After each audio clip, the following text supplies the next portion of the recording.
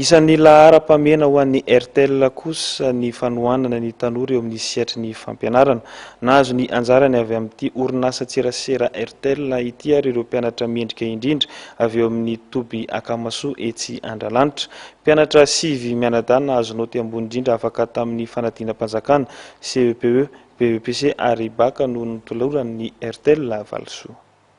Isan'ny lahara-pahamehana ho an'ny orinasa RTL ny fanohanana ny tanora eo amin'ny sehatry ny fampianarana.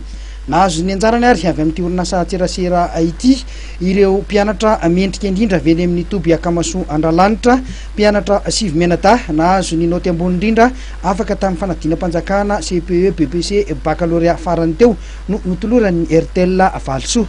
Tonga makasitraka sy midera ireo asa vitany Père Pedro sy ny ekipany amin'ny fanabeazana an'ireo ankizy izay miisa 13 000 eto amin'ny village n'Akamasoa sy village anankiroa hafa ka ao anatin'le tetikasa promotion de l'excellence de tonga eto RTL manao reconnaissance sy misaotra an'ireo mpianatra izay tena nisongadina indrindra tamin'ny CP, BPC sy baccalauréat.